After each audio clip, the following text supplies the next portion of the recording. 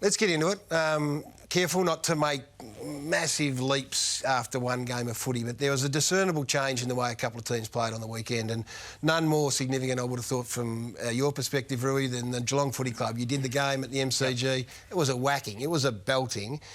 And we always, at this time of the year, Jace, we look at this club that you've had such a great rivalry with and go, is this going to change or is the end coming?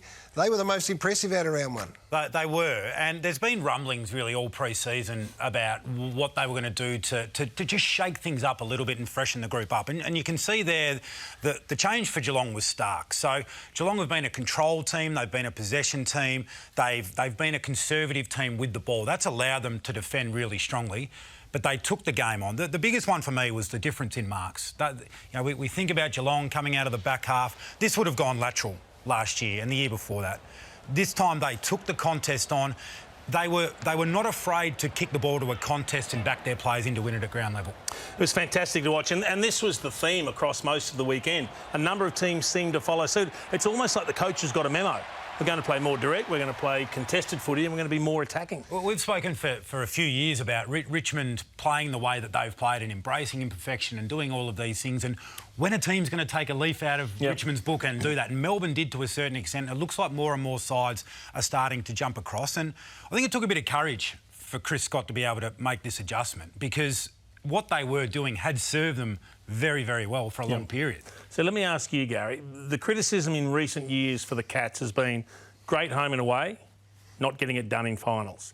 Is this style of football sustainable for final success? Not getting it done at the real business end, because they kept making preliminary finals, didn't they? So relatively, maybe it's a nod to that. Maybe it's just the fact that James Kelly and Matthew Egan and Eddie Betts and Harry Taylor have come in and they've swung it around a little bit.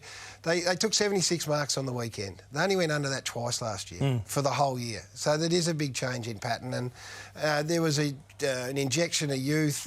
Well, not an injection. I just thought Parfitt, who's not young, was sensational in the middle. And it's topped off by Dangerfield and Selwood, who kept doing their job. Yeah. I think in the 3 or 4 years I've done this show, I say it every year, we don't judge Geelong right now. It's Geelong to be judged in 24 weeks, because that's the bar they've set themselves. But they couldn't have been more impressive there. No, and we talk about sustainability as well. So, OK, they did it against an opponent that was really disappointing in Essendon, but they brutalised them, really. Didn't just blow them out of the water, they smashed them. And Chris Scott was great in the pre-game, because he sort of put it on the agenda as to not necessarily what they were going to do, but how they were going to do it and whether they would see it through.